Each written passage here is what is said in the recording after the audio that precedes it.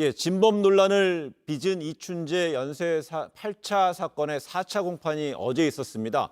이춘재 8차 사건, 20년 옥살이 예.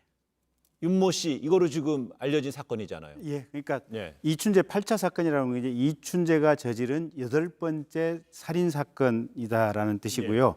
그 사건으로 윤모 씨라는 분이 체포가 돼서 수사기관 1심까지는 다 본인이 인정을 했었습니다. 네. 그래서 무기징역형이 선고가 됐고요.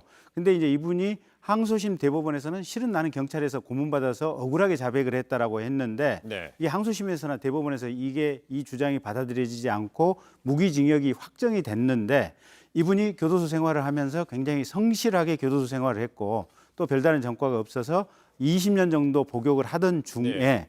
이 이춘재 씨가 실은 이 8차 사건도 내가 진범이다라고 얘기를 해가지고 네. 결국은 이 윤모 씨가 그냥 이 석방이 되어 있는 이 사건인데 그 사건에 대해서 어제 지금 재심 이제 재판이 새롭게 열렸습니다. 윤모 씨가 무죄냐 아니냐 이걸 따지는. 네. 그래서 그 재심 재판에 지금 그때 당시에 수사를 했던 경찰관이라든지 이런 분이 어제 와서 증언을 하기도 한 상황입니다. 그래, 어제 공판에 앞서서 하루 전날 그동안에는 윤모 씨로 알려졌는데요. 본인이 얼굴하고의 이름 윤성열한 이름을 직접 공개를 했습니다.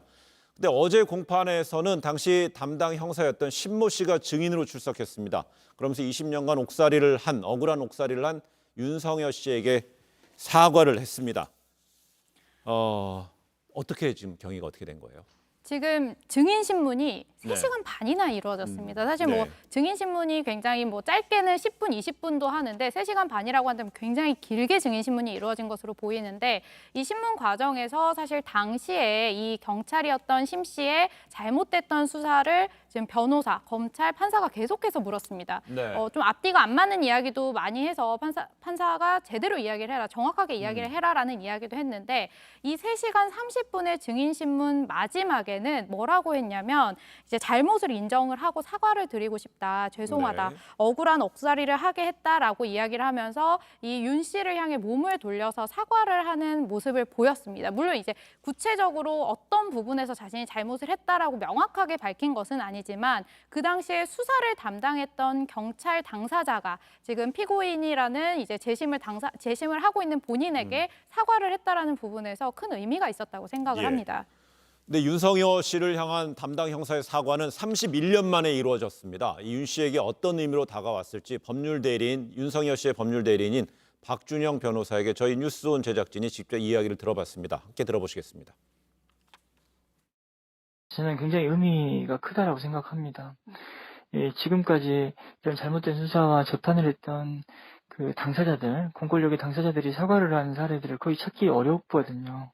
사과한다, 잘못했다, 그리고 고개를 또 숙이기까지 했고, 또 증언 마치고 나서 어떤 법정을 나갈 때도 그런 어떤 사과와 반성의 표현을 분명히 하고 나갔습니다.